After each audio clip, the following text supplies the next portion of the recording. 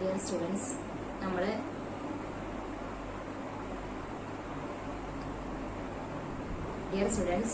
നമ്മളിപ്പോൾ circular motion എന്നുള്ള ചാപ്റ്ററാണ് ഡിസ്കസ് ചെയ്തുകൊണ്ടിരിക്കുന്നത്. സർക്കുലർ മോഷനിലെ 3-4 ടോപ്പിക്കുകൾ പറഞ്ഞിട്ടുണ്ടായിരുന്നു കഴിഞ്ഞ ക്ലാസ്സുകളിലായിട്ട്. ഇനി അടുത്ത ടോപ്പിക്കിലേക്ക് കിടക്കുകയാണ്. ഇപ്പോൾ സെൻട്രിപിറ്റൽ ആക്സിലറേഷനും സെൻട്രിപിറ്റൽ ഫോഴ്സും ഒക്കെ പറഞ്ഞു. അപ്പോൾ അത് റിലേറ്റ് ചെയ്തിട്ടുള്ള അടുത്ത ടോപ്പിക്കാണ് വരാൻ പോണത്. അടുത്ത ടോപ്പിക്കാണ് banking of rails and roads. ഒരു ഇമ്പോർട്ടൻറ്റ് ടോപ്പിക്കാണത്. എന്താണ് banking of rails and roads എന്ന് പറഞ്ഞാൽ? അതായത് banking of rails and roads എന്ന് പറഞ്ഞാൽ ഇപ്പൊ നമ്മളൊരു വെഹിക്കിൾ മൂവ് ചെയ്യുന്ന സമയത്ത് ഒരു കർവ്ഡ് പാത്തിലൂടെ മൂവ് ചെയ്യാണ്. ഇങ്ങനെ കർവ്ഡ് പാത്തിലൂടെ മൂവ് ചെയ്യുന്ന സമയത്ത് ആ വെഹിക്കിളിന്റെ ടയറും ഗ്രൗണ്ടും തമ്മിലൊരു ഫ്രിക്ഷൻ ആക്ട് ചെയ്യും. മനസ്സിലായോ? വെഹിക്കിളിന്റെ ഗ്രൗണ്ടും വെഹിക്കിളിന്റെ വീലും ഗ്രൗണ്ടും തമ്മിലൊരു ഫ്രിക്ഷൻ പ്രൊവൈഡ് ചെയ്യും. ആ ഫ്രിക്ഷൻ കാരണമാണ് അവിടെ ഒരു സെൻട്രിപിറ്റൽ ഫോഴ്സ് പ്രൊവൈഡ് ചെയ്യണത്. അപ്പൊ ഈ വെഹിക്കിള് കർവ്ഡ് പാത്തിലൂടെ മൂവ് ചെയ്യുമ്പോൾ നിങ്ങൾക്ക് ശ്രദ്ധിച്ചാൽ മനസ്സിലാക്കാൻ പറ്റും, ഈ റോഡിന്റെ ഔട്ടർ എഡ്ജും ഇന്നർ എഡ്ജും തമ്മിൽ ഹൈറ്റിന് ഡിഫറൻസ് ഉണ്ട്. അതായത് ഇന്നർ എഡ്ജ് ഹൈറ്റ് കുറവും ഔട്ടർ എഡ്ജ് ഹൈറ്റ് കൂടുതലായിരിക്കും, അല്ലെ? ഈ കർവ്ഡ് പാത്തിലൂടെ മൂവ് ചെയ്യുന്ന സമയത്ത് ആ ഗ്രൗണ്ടിൽ വെഹിക്കിളിന്റെ വീലും ഗ്രൗണ്ടും തമ്മിലുള്ള ഫ്രിക്ഷൻ ഒഴിവാക്കാൻ വേണ്ടിയിട്ടാണ് എന്ത് ചെയ്യണത്, ഇങ്ങനെ ഹൈറ്റ് ഔട്ടർ എഡ്ജിന്റെ ഹൈറ്റ് കൂട്ടിയിട്ടും അതേപോലെ ഇന്നർ എഡ്ജിന്റെ ഹൈറ്റ് കുറവാക്കിയിട്ടും ഉണ്ടാക്കുന്നത്. അപ്പൊ അതേപോലെ തന്നെ ഇപ്പൊ ഇതാണ് നമ്മുടെ ഹൈറ്റ് എന്ന് പറഞ്ഞു. അപ്പൊ ഈ ഒരു പ്രോസസിനെ വിളിക്കുന്ന പേരാണെന്ത്? Banking of roads. When a vehicle is moving through a curved path, the necessary centripetal force is given by the friction between tire and ground. In order to provide this centripetal force without depending on the friction, the outer edge of the road is provided at a higher level than the inner edge with an angle of inclination. അതായത് ഇതാണ് നമ്മുടെ outer എഡ്ജിന്റെ height, ഇതാണ് നമ്മുടെ inner edge. ഈ inner എഡ്ജും outer എഡ്ജും തമ്മിൽ ഒരു angle of inclination make ചെയ്യാണ്. ആ ഒരു ആംഗിളിലാണ് ഇതിന്റെ ഹൈറ്റ് ഡിഫറൻസ് വരുന്നത്. ഈ ആംഗിൾ ഓഫ് ഇൻക്ലിനേഷൻ അതിനെ പറയുന്ന പേരാണത് ആംഗിൾ ഓഫ് ബാങ്കിങ്. എക്സാം ചോദിക്കാറുണ്ട് ആംഗിൾ ഓഫ് ബാങ്കിങ് എന്താണെന്നുള്ളത്. അപ്പൊ ആംഗിൾ ഓഫ് ബാങ്കിങ് എന്ന് പറഞ്ഞാല് റോഡിന്റെ ഇന്നർ എഡ്ജും ഔട്ടർ എഡ്ജും തമ്മിലുള്ള ഡിഫറൻസ്, അത് തമ്മിലുള്ള ആംഗിൾ, ആ ഒരു ആംഗിളിനെ വിളിക്കുന്ന പേരാണത് angle of banking. This process is called banking of roads. ഈ പ്രോസസ്സിനെ വിളിക്കുന്ന പേരാണ് ബാങ്കിങ് ഓഫ് റോഡ്സ്. അതായത് കർവ്ഡ് പാത്തിലൂടെ വെഹിക്കിൾസ് മൂവ് ചെയ്യുമ്പോൾ ആ വെഹിക്കിളിന്റെ വീലും ഗ്രൗണ്ടും തമ്മിൽ ഒരു ഫ്രിക്ഷൻ ആക്ട് ചെയ്യും. അപ്പൊ ആ ഫ്രിക്ഷൻ കാരണം അവിടെ സെൻട്രിപിറ്റൽ ഫോഴ്സ് പ്രൊവൈഡ്. അപ്പൊ സെൻട്രിപിറ്റൽ ഫോഴ്സ് എവിടേക്കാണ് ആക്ട് ചെയ്യുന്നത്? നമ്മൾ കഴിഞ്ഞ ക്ലാസ്സിൽ പറഞ്ഞിട്ടുണ്ടായിരുന്നു. സെൻട്രിപിറ്റൽ ഫോഴ്സ് ആക്ട് ചെയ്യുന്നത് ഒരു സർക്കുലർ പാത്തിലൂടെ മൂവ് ചെയ്യുമ്പോൾ അത് സെന്ററിലേക്കായിരിക്കും അത് കോൺസെൻട്രേറ്റ് ചെയ്യാം, അല്ലെ? അപ്പൊ നമ്മൾ ആ ഫ്രിക്ഷൻ ഒഴിവാക്കാൻ വേണ്ടി നമ്മൾ എന്ത് ചെയ്തു, ഈ റോഡിന്റെ ഇന്നർ എഡ്ജിനെക്കാളും ഹൈറ്റിലായിരിക്കും ഔട്ടർ എഡ്ജ് ഉണ്ടാക്കിയിട്ടുള്ളത്. അപ്പൊ ഈ ഇന്നർ എഡ്ജും ഔട്ടർ എഡ്ജും തമ്മിലുള്ള ആ ഒരു ഡിഫറൻസ് അല്ലെങ്കിൽ അത് തമ്മിലുള്ള ഒരു ആംഗിൾ, ആ ഒരു ആംഗിളിനെ പറയുന്ന പേരാണ് angle of inclination, angle of banking. This angle of inclination is called angle of banking. This process is called banking of roads. ഇതൊരു ഇമ്പോർട്ടന്റ് ക്വസ്റ്റ്യൻ ആണ്. അപ്പൊ എച്ച് എന്ന് പറഞ്ഞാല് height, theta, angle of banking. മനസ്സിലായോ? തീറ്റ എന്ന് പറഞ്ഞാൽ angle of ബാങ്കിങ്ങും ഇത് തീറ്റ. അതേപോലെ എച്ച് എന്ന് പറഞ്ഞാല് ഹൈറ്റ്, അല്ലെങ്കിൽ അതിന് നമ്മള് സൂപ്പർ എലിവേഷൻ വിളിക്കാറുണ്ട്. സൂപ്പർ എക്സാമിന് പ്രോബ്ലം ചെയ്യുന്ന സമയത്ത് എച്ച് പറഞ്ഞ സൂപ്പർ എലിവേഷൻ ആയിരിക്കും പ്രോബ്ലം തരിക. അപ്പൊ എച്ച് ആണ് എന്ത്? സൂപ്പർ എലിവേഷൻ, അതായത് ഈ ഔട്ടർ എഡ്ജിന്റെ ഹൈറ്റ്. ഓക്കെ അല്ലേ? നമ്മള് banking of rails and roads പറഞ്ഞു. ഇനി banking of rails and roads പറഞ്ഞതിന് ശേഷം നമുക്ക് ഇതിന്റെ ഒരു ഇക്വേഷൻ ഡിറൈവ് ചെയ്യാം.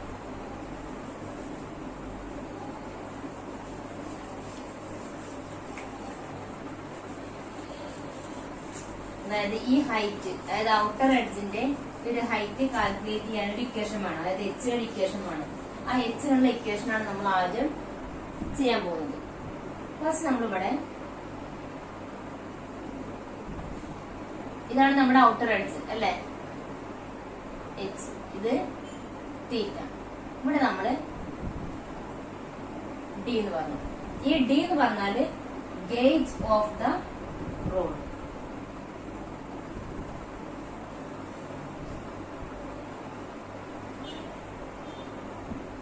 Gauge of the road. Theta എന്താണ്? Angle of banking.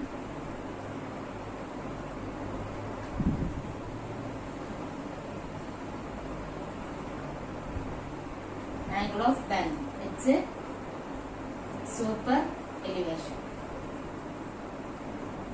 പ്രോബ്ലം ചെയ്യുന്ന സമയത്ത് ഇത് മാറിപ്പോകരുത്. ഈ മൂന്ന് കാര്യങ്ങളും ഓർമ്മ വേണം. D gauge of the road, theta angle of banking, H super elevation. ഇനി ഇത് ഉപയോഗിച്ച് നമ്മളൊരു എച്ച് കണ്ടുപിടിക്കാൻ ഒരു ഇക്വേഷൻ ഡിറൈവ് ചെയ്യണം. അപ്പൊ അതിന് വേണ്ടി നമ്മളിവിടെ ഫസ്റ്റ് ഈ തീറ്റ, ആ തീറ്റയുടെ സൈൻ വാല്യൂ ഒന്ന് എടുത്തു നോക്കാം. സൈൻ തീറ്റ എന്താ വരിക? ഓപ്പോസിറ്റ് സൈഡ് ബൈ ഹൈപ്പോട്ടനസ് ആണ്. ഇതിൽ ഓപ്പോസിറ്റ് സൈഡ് ഏതാണ്? എച്ച് ആണ് അല്ലെ. എച്ച് ബൈ ഹൈപ്പോട്ടനസ് എന്ന് പറയുമ്പോ ഡി. H by D. ഇനി നമ്മളോട് ഒരു കാര്യം ചെയ്യാണ്. For small value of theta sine theta is approximately equal to, for small value of theta sine theta is approximately equal to tan theta. ഇതൊന്ന് consider ചെയ്യണം. അങ്ങനെ ആകുമ്പോ എന്താ വരിക? സൈൻ തീറ്റയുടെ സ്ഥാനത്ത് tan theta. Tan theta is equal to H by D. പിന്നെ എച്ചിനുള്ള ഇക്വേഷൻ എഴുതിക്കൂടെ? എച്ച് സീക്വൽ എന്ത് വരും? ഈ ബൈ ഡി ഇങ്ങോട്ട് വരുമ്പോ into D. D into tan H is equal to D tan theta. ഇതാണ് എച്ച് കണ്ടുപിടിക്കാനുള്ള equation. H is equal to D tan theta. First നമ്മൾ എന്ത് ചെയ്തു? ഈ തീറ്റയുടെ സൈൻ വാല്യൂ കൺസിഡർ ചെയ്തു. സൈൻ തീറ്റ സീക്വൽ ടു എന്ത് വരും? Opposite side by hypotenuse. അപ്പൊ sign theta is equal to H by D. ഇത് നമ്മൾ ചെയ്തു sine theta for small value of theta sine theta is approximately equal to tan theta. Therefore tan theta is equal to h by d. H is equal to d tan theta. നമുക്ക് അതിന്റെ height കാണാനുള്ള ഒരു equation ആയി. അതായത് ഈ height കാണാനുള്ള equation ഏതൊക്കെ ടൈമിലാണ്? ഡിന്റെയും തീറ്റയുടെയും ടൈമിലുള്ള ഒരു ഇക്വേഷൻ ആയി. ഇനി എല്ലാ പ്രോബ്ലത്തിലും ഡിയും തീറ്റയും തന്നോളന്നില്ല, ഹൈറ്റ് കാണാൻ പറയും. അപ്പൊ ആ കേസിൽ നമ്മള് മറ്റൊരു ഇക്വേഷൻ ഡിറൈവ്. ഇപ്പൊ നമ്മൾ കഴിഞ്ഞ ക്ലാസ്സിൽ സെൻട്രിപിറ്റൽ ഫോഴ്സ് അതുപോലെ സെൻട്രിപിറ്റൽ ആക്സിലറേഷൻ ഒക്കെ പറഞ്ഞപ്പോ 3 ഇക്വേഷൻ പഠിച്ചിരുന്നു അല്ലെ. അപ്പൊ 3 ടേം ഏത് ടേം വന്നു കഴിഞ്ഞാലും നമുക്ക് എന്ത് ചെയ്യാം? സെൻട്രിപിറ്റൽ ആക്സിലറേഷനും സെൻട്രിപിറ്റൽ ഫോഴ്സും കണ്ടുപിടിക്കാം. അതേപോലെ തന്നെ ഇവിടെ എച്ചിന് ഡിയും തീറ്റയും തന്നാൽ മാത്രമേ നമുക്ക് ഈ ഇക്വേഷൻ യൂസ് ചെയ്യാൻ കഴിയുള്ളൂ. അപ്പൊ മറ്റെന്തെങ്കിലും ടേം വന്നു കഴിഞ്ഞാൽ നമുക്ക് എന്ത് ചെയ്യാൻ പറ്റില്ല? ഈ ഇക്വേഷൻ യൂസ് ചെയ്യാൻ കഴിയില്ല. അപ്പൊ അതിനു വേണ്ടി നമ്മള് മറ്റൊരു എച്ചിനുള്ള മറ്റൊരു ഇക്വേഷൻ കണ്ടുപിടിക്കാൻ പോവാണ്.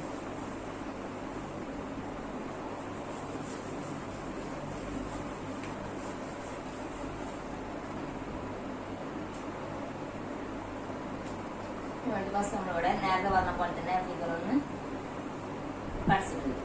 ഇത് തീറ്റ എച്ച്. അതേപോലെ തന്നെ ഇതിലൂടെയാണ് നമ്മുടെ വെഹിക്കിള് മൂവ് ചെയ്യുന്നത്. ഈ കർവ്ഡ് പാത്തിലൂടെയാണ് നമ്മുടെ വെഹിക്കിൾ ഒന്ന് മൂവ് ചെയ്യണത് അല്ലെ.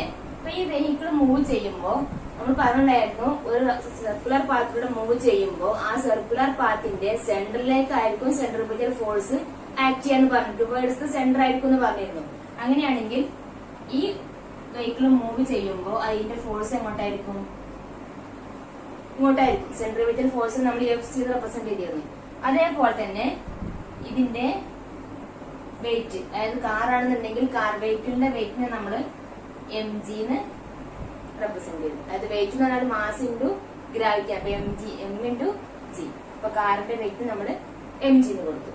ഇനി അതേപോലെ തന്നെ ഈ കാർ മൂവ് ചെയ്യുന്ന ഡയറക്ഷൻ ആണ് നമ്മള് എന്ന് റെപ്രസെന്റ് ചെയ്തു. നമ്മള് കഴിഞ്ഞ ഫസ്റ്റിലൊക്കെ പഠിച്ചിട്ടുണ്ടായിരുന്നു, ഒരു ബി എന്ന് പറഞ്ഞൊരു വെക്ടർ ഉണ്ടെങ്കിൽ അതിന് എന്തുണ്ടാവും? ഒരു കോസ് കമ്പോണന്റ് ഉണ്ടാവും, സൈൻ കമ്പോണന്റ് ഉണ്ടാവും. അതേപോലെ തന്നെ ഇവിടെ നമ്മൾ എന്ത് ചെയ്യാണ്? ഇതിന് ഒരു കോസ് കമ്പോണന്റും സൈൻ കമ്പോണന്റും എഴുതി നോക്കുകയാണ്. എന്തെങ്കിലും N cos theta n sine theta. ഇതേപോലെ ഇവിടെ ഉണ്ടാവുന്ന ആംഗിള് തീറ്റ. ഇതെന്തുകൊണ്ടാണ് തീറ്റ എന്ന് വന്നത്?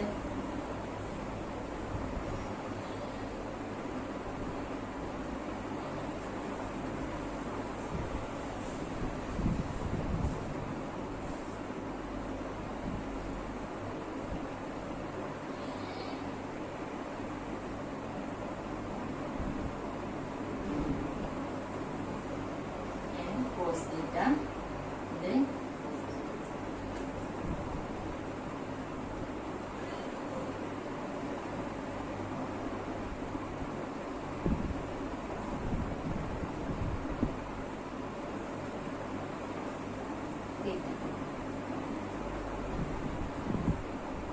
ഇവിടെ തീറ്റ വന്നത് എന്തുകൊണ്ടാണ്?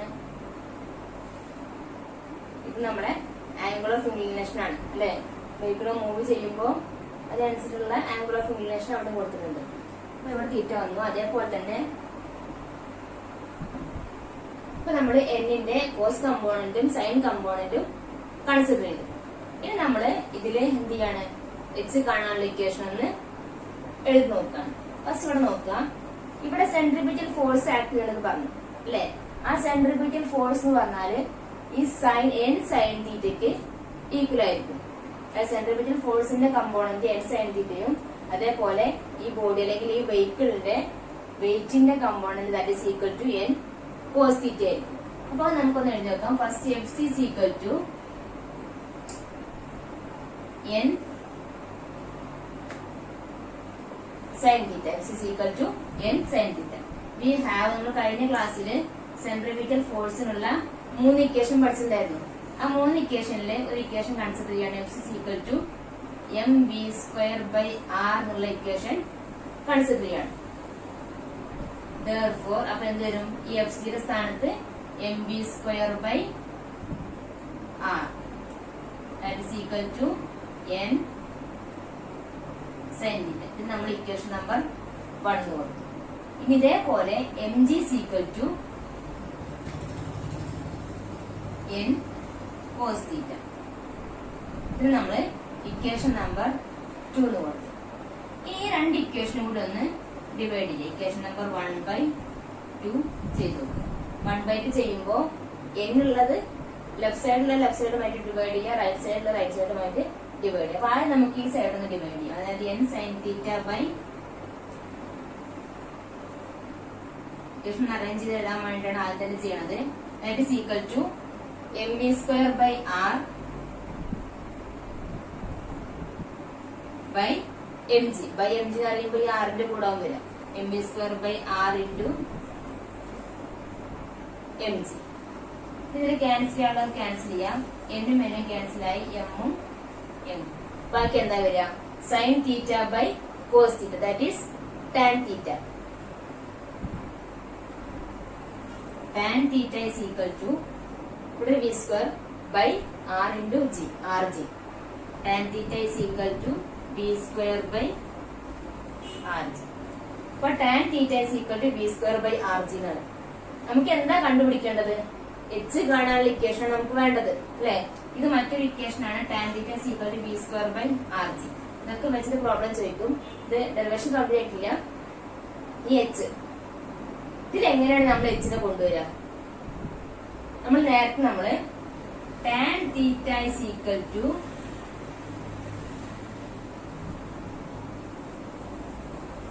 Tan theta is equal to H by D എന്ന് പഠിച്ചിരുന്നു അല്ലേ. വി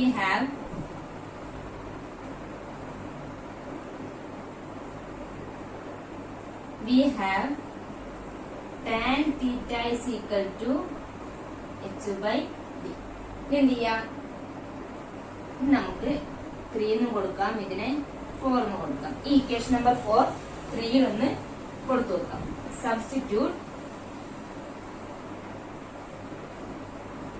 ഇക്വേഷൻ നമ്പർ 4 in 3 എന്താ വരിക? ടാൻ തീറ്റയുടെ സ്ഥാനത്ത് H by D that is H by D is equal to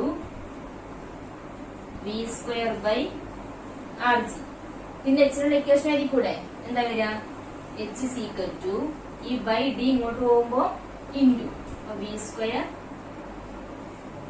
D by R G. H is equal to B square D by R G. ഇതാണ് H കാണാനുള്ള equation. നേരത്തെ നമ്മൾ H equal to D tan theta equation പഠിച്ചിരുന്നു. ഇപ്പൊ എന്തായി? H equal to B square D by R G. അതായത് ഈ angle theta അതിലുണ്ടെങ്കിൽ നമുക്ക് എന്ത് ചെയ്യാം? ഈ ഇക്വേഷൻ ഉപയോഗിച്ചിട്ട് എച്ച് കണ്ടുപിടിക്കാം. ഇതിൽ ഡി എന്താണ്? നേരത്തെ പറഞ്ഞിട്ടുണ്ടായിരുന്നു ഗേജ് ഓഫ് ദ റോഡ് അല്ലെ. വി എന്ന് പറഞ്ഞാല് വെലോസിറ്റി സ്പീഡ്, ജി എന്ന് പറഞ്ഞാല് ഗ്രാവിറ്റി, ആർ എന്ന് പറഞ്ഞാല് സർക്കുലർ പാത്തിന്റെ റേഡിയസ്, എച്ച് എന്താണ്? എച്ച് എന്ന് പറഞ്ഞാല് സൂപ്പർ എലിവേഷൻ, അതായത് ഈ ഒരു ഹൈറ്റ്. ഇതാണ് നമ്മുടെ എച്ച്. എച്ച് കാണാനുള്ള രണ്ട് ഇക്വേഷൻ ഡിറൈവ് ചെയ്തു. H equal to D tan theta, H equal to B square D by R G. ഇതിനിടയിൽ വേറെ ഇക്വേഷൻസ് വരുന്നുണ്ട്. Tan theta equal to B square by R G, അതേപോലെ tan theta equal to H by D. ചില question പേപ്പറിൽ കാണാറുണ്ട് തീറ്റ കണ്ടുപിടിക്കാൻ പറയും. അപ്പൊ തീറ്റ കാണാൻ പറഞ്ഞാൽ ഏത് ഇക്വേഷൻ യൂസ് ചെയ്യാം? ഒന്നെങ്കിൽ ഇത് യൂസ് ചെയ്യാം, ഒന്നെങ്കിൽ ഈ ഇക്വേഷൻ യൂസ് ചെയ്യാം. എച്ചും ഡി ആണ് എന്നുണ്ടെങ്കിൽ tan theta equal to H by D use ചെയ്തിട്ട് തീറ്റ കണ്ടുപിടിക്കാം. ബിയും ആറും നടന്നിട്ടുണ്ടെങ്കിൽ tan theta equal to B square by R G ഉപയോഗിച്ചിട്ട് ആംഗിള് കണ്ടുപിടിക്കാം. ഇതാണ് banking of rails and roads. ഇതൊരു ഇമ്പോർട്ടന്റ് ക്വസ്റ്റ്യൻ ആണ്. ഒരു 6 മാർക്കിന്റെ ക്വസ്റ്റ്യൻ ആയിട്ട് എല്ലാ ക്വസ്റ്റ്യൻ പേപ്പറിലും ചോദിക്കാറുണ്ട്. അതിൽ banking of rails and roads എന്താണെന്നുള്ളത് എഴുതുക. അതിനുശേഷം ഈ ഒരു ഡെറിവേഷൻ ചെയ്യും.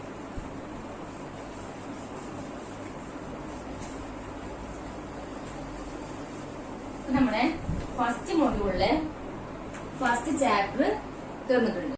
അടുത്ത ചാപ്റ്റർ ആണ് റൊട്ടേഷണൽ ഡൈനാമിക്സ്.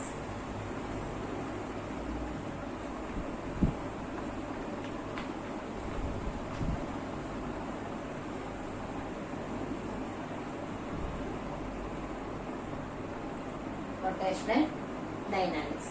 ഈ റൊട്ടേഷണൽ ഡൈനാമിക്സ് എന്ന ചാപ്റ്ററിൽ ഫസ്റ്റ് നമ്മൾ പറയുന്നത് റിജിഡ് ബോഡി. എന്താണ് റിജിഡ് ബോഡി എന്ന് പറഞ്ഞാൽ?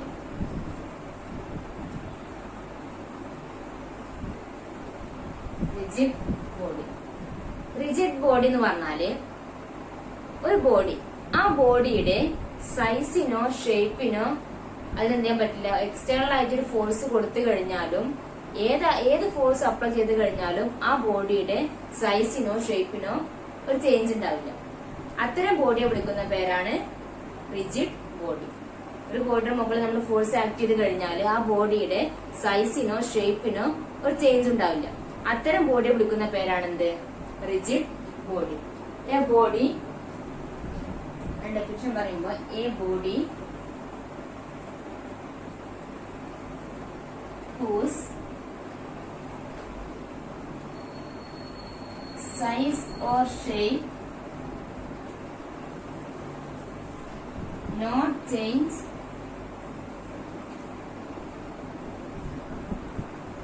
by the application of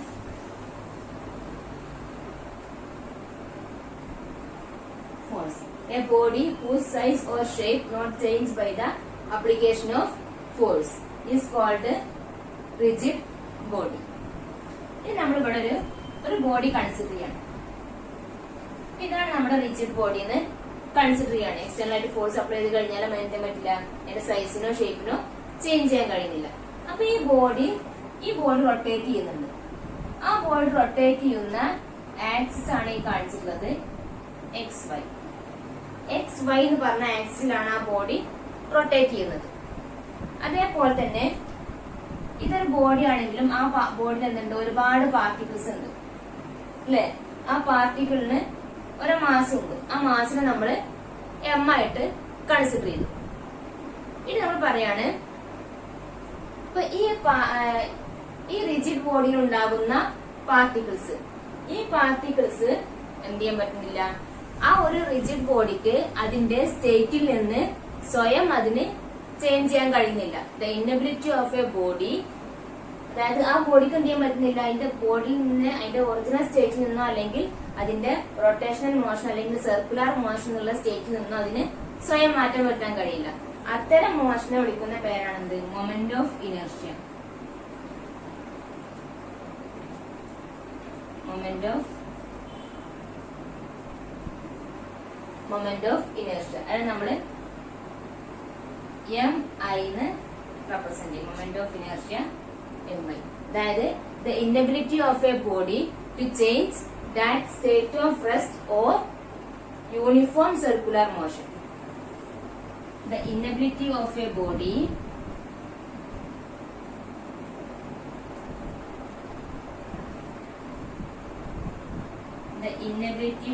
body to change that state of rest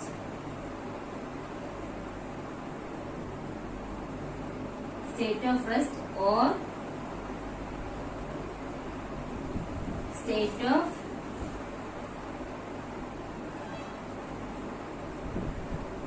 uniform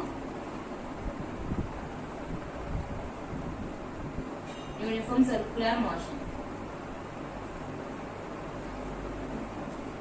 This process is called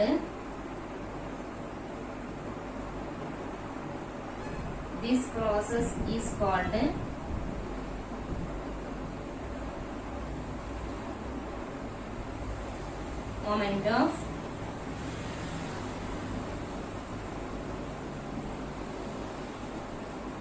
inertia. This process is called moment of inertia. ഇതിന് മറ്റൊരു പേരാണ് or rotational inertia.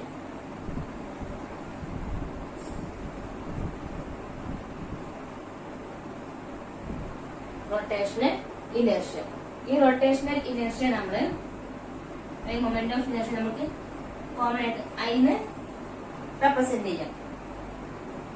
I equal to എന്ത് വരും? ഈ ഒരു equation എഴുതാം. First പറഞ്ഞു the inability of a body to change that state of rest or state of uniform circular motion. This process is called moment of inertia. അതായത് ബോഡിക്ക് അതിന്റെ state of റെസ്റ്റിൽ നിന്നോ അല്ലെങ്കിൽ സർക്കുലർ മോഷനുള്ള സ്റ്റേറ്റിൽ നിന്നോ അതിനെന്ത് പറ്റുന്നില്ല, സ്വയം മാറ്റം വരുത്താൻ കഴിയുന്നില്ല. അത്തരം പ്രോസസ്സിനെ വിളിക്കുന്ന പേരാണ് മൊമെന്റ് ഓഫ് ഇനേർഷ്യ. ഇവിടെ നമ്മൾ റിജിഡ് ബോഡി കൺസിഡർ ചെയ്തു. ഈ റിജിഡ് ബോഡി റൊട്ടേറ്റ് ചെയ്യുന്ന ആക്സിസ് ആണ് ഇത് എക്സ് വൈ എന്ന് പറഞ്ഞ ആക്സിസ്. ഈ എക്സ് വൈ എന്ന് പറഞ്ഞ ആക്സിൽ നിന്ന് ഈ റിജിഡ് ബോഡിയിലെ ഒരു പാർട്ടിക്കിൾ, ഇപ്പൊ ഈ ഒരു പാർട്ടിക്കിൾ കൺസിഡർ ചെയ്യണം. ഇവിടെ ഒരു പാർട്ടിക്കിൾ ഉണ്ട്. ആ ഒരു പാർട്ടിക്കിൾ കൺസിഡർ ചെയ്യുകയാണെന്നുണ്ടെങ്കിൽ ആ പാർട്ടിക്കിളിന്റെ മാസ് എന്താണ്? സ്മോൾ ആയിട്ട് എം ആയിട്ട് കൺസിഡർ ചെയ്തു. അതേപോലെ തന്നെ ഈ ആക്സിൽ നിന്ന് ഈ പാർട്ടിക്കിളിലേക്കുള്ള ഡിസ്റ്റൻസിനെ ആർ ആയിട്ടും കൺസിഡർ ചെയ്തു. Centre of axis X Y ആയിട്ട് കൺസിഡർ ചെയ്തു. പാർട്ടിക്കിളിന്റെ മാസ് എം, അതേപോലെ തന്നെ സെന്റർ ഓഫ് ആക്സിൽ നിന്ന് പാർട്ടിക്കിളിലേക്കുള്ള ഡിസ്റ്റൻസിനെ ആർ ആയിട്ട് സ്മോൾ ലെറ്റർ ആർ ആയിട്ടും കൺസിഡർ ചെയ്തു. അങ്ങനെയാണെങ്കിൽ നമുക്ക് ഈ മൊമെന്റ് ഓഫ് ഇനർഷ്യ ഒരു ഇക്വേഷൻ എഴുതാം. ഐ ഈക്വൽ ടു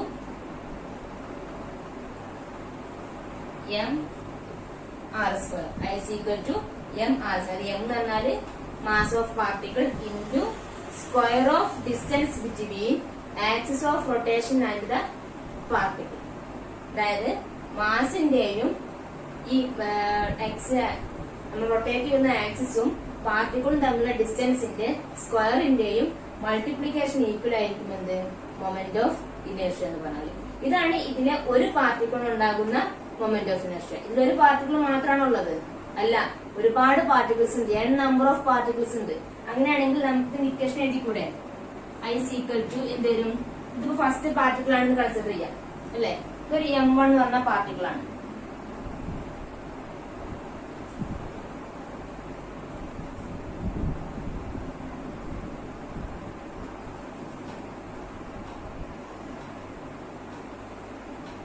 ഇവിടെ ഒരു m1 എന്ന് പറഞ്ഞ പാർട്ടിക്കിൾ ഉണ്ട്. ആ പാർട്ടിക്കിളിലേക്കുള്ള ഡിസ്റ്റൻസ് നമ്മൾ r1 ആയിട്ട് കൺസിഡർ ചെയ്തു. അടുത്തത് m2, ഇത് r2 ആയിട്ട് കൺസിഡർ ചെയ്തു. അടുത്തത് ഒരു m3, ഇത് r3 ആയിട്ട് കൺസിഡർ ചെയ്തു. അങ്ങനെ ഒരുപാട് പാർട്ടിക്കിൾസ് ഉണ്ട്. അങ്ങനെ n നമ്പർ ഓഫ് പാർട്ടിക്കിൾസ് ഉണ്ട്. ലാസ്റ്റ് നമ്മളിവിടെ ഒരു n പാർട്ടിക്കിൾ കൺസിഡർ ചെയ്യണം. അപ്പൊ അതിന്റെ മാസം എന്താ വരിക? m n അല്ലെ? അതേപോലെ തന്നെ അതിന്റെ ഡിസ്റ്റൻസ് എന്താ വരിക? R N. സെന്റർ ഓഫ് ആക്സിസിൽ നിന്ന് ആ എമ്മിലേക്കുള്ള പാർട്ടിക്കിളുടെ മാസിലേക്കുള്ള ഡിസ്റ്റൻസ് ആർ എൻ ആയിട്ട് കൺസിഡർ ചെയ്തു. ഇപ്പൊ ഇവിടെ എത്ര പാർട്ടിക്കിൾസ് ഉണ്ട്? ഒരു m1, m2, m3, അങ്ങനെ ഒരുപാട് particles, n number of particles ഉണ്ട്. അപ്പൊ അതിന് നമ്മൾ കൺസിഡർ ചെയ്യാണ്. ഫസ്റ്റ് M1 എന്നുള്ള പാർട്ടിക്കിളിലേക്കുള്ള ഡിസ്റ്റൻസ് R1 ആയിട്ട് കൺസിഡർ ചെയ്തു. M2 എന്നുള്ള പാർട്ടിക്കിളിലേക്കുള്ള ഡിസ്റ്റൻസ് R2, M3യിലേക്കുള്ളത് R3. അങ്ങനെ ഒരുപാട് പാർട്ടിക്കിൾസ്. അപ്പൊ ലാസ്റ്റ് നമ്മൾ എന്ത് ചെയ്തു, ഒരു n നമ്പർ ഓഫ് പാർട്ടിക്കിൾസ് ഉണ്ടെന്ന് കൺസിഡർ ചെയ്യണം. അപ്പൊ n നമ്പർ ഓഫ് പാർട്ടിക്കിൾസിന്റെ മാസിനെ നമ്മൾ M എന്ന് കൺസിഡർ ചെയ്തു അല്ലെ. അതിലേക്കുള്ള ഡിസ്റ്റൻസ് RN. അങ്ങനെയാണെങ്കിൽ നമുക്ക് ടോട്ടൽ മൊമെന്റ് ഓഫ് ഇനർഷ്യ കാണാൻ ഇക്വേഷൻ എഴുതിക്കൂടെ? എന്താ വരിക? I is equal to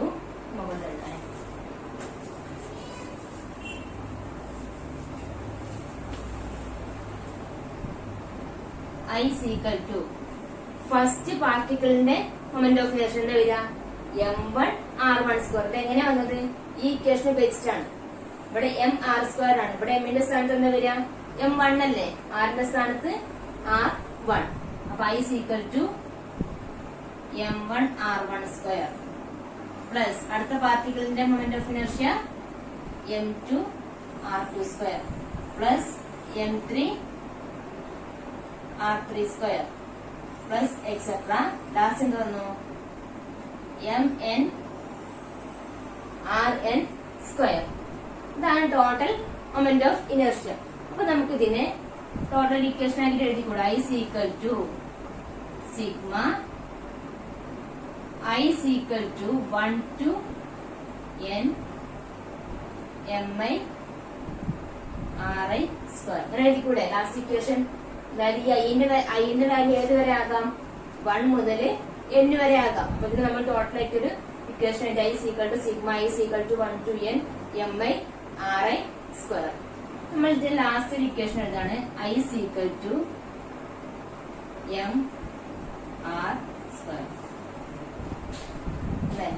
എല്ലാറ്റിനും കൂടെ സം എന്ന് പറയുമ്പോൾ സ്മോൾ ലെറ്റർ M ആക്കി എല്ലാറ്റിനും സമ്മിന് നമ്മൾ M ആക്കിയിട്ടെടുത്തു, ക്യാപിറ്റൽ ലെറ്റർ M ആക്കിയിട്ടെടുത്തു. അതേപോലെ ഈ ആറിന്റെ സ്ക്വയറിന് എല്ലാ ആറിന്റെ സ്ക്വയറിനും കൂടെ നമ്മൾ ക്യാപിറ്റൽ ലെറ്റർ ആക്കിയിടും. അപ്പൊ ഇതാണ് നമ്മുടെ മൊമെന്റ് ഓഫ് ഇനർഷ്യ കാണാനുള്ള ഇക്വേഷൻ. അപ്പൊ ഈ ചാപ്റ്റർ നമ്മൾ എന്തൊക്കെയാ പറഞ്ഞത്?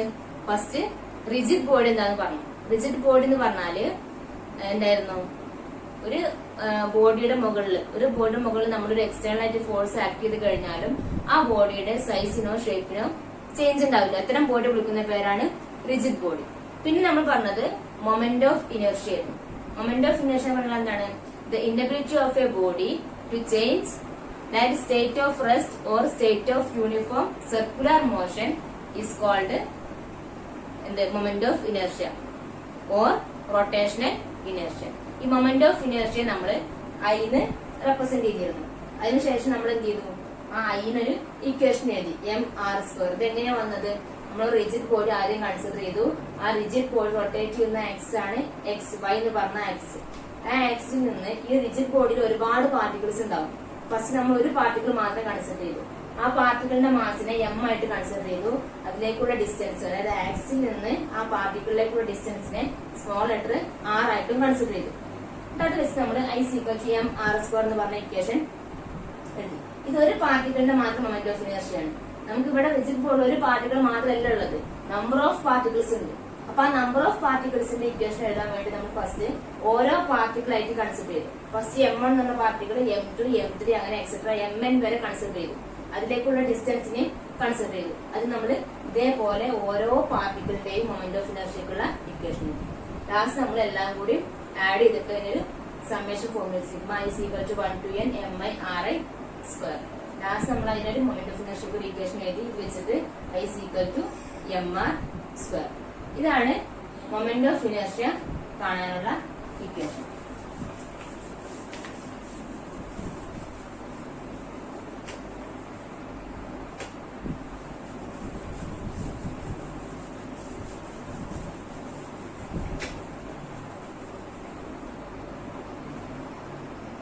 അടുത്തത്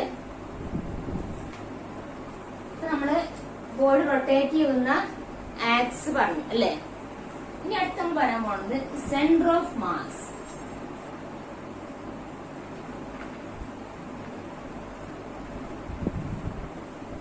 സെന്റർ ഓഫ് മാസ് എന്താണ്? സെന്റർ ഓഫ് മാസ് എന്ന് പറഞ്ഞാല്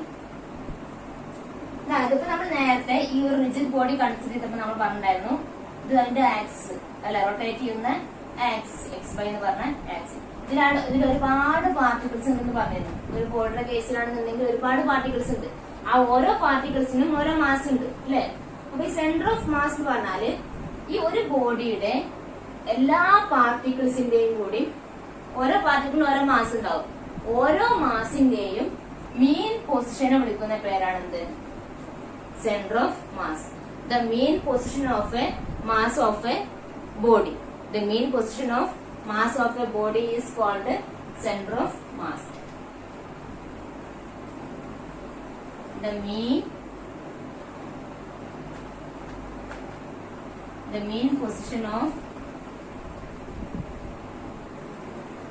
mass of body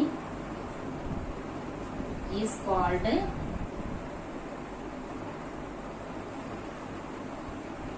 center of mass. നേരത്തെ നമ്മൾ സെന്റർ ഓഫ് ആക്സിസ് പറഞ്ഞിരുന്നു. സെന്റർ ഓഫ് ആക്സിസ് എന്ന് പറഞ്ഞാൽ ആ ബോർഡ് റൊട്ടേറ്റ് ചെയ്യുന്ന ആക്സിസ് മാറിപ്പോയത്. സെന്റർ ഓഫ് മാസ് എന്ന് പറഞ്ഞാൽ the main position of mass of a body is called centre of mass. Centre of mass എന്ന് പറഞ്ഞാൽ ഇപ്പൊ ഇതൊരു ബോഡി ആണെന്നുണ്ടെങ്കിൽ ആ ബോഡിയിൽ ഒരുപാട് പാർട്ടിക്കിൾസ് ഉണ്ട് അല്ലെ. ഈ പാർട്ടിക്കിൾസിനെല്ലാം ഓരോ മാസും ഉണ്ട്.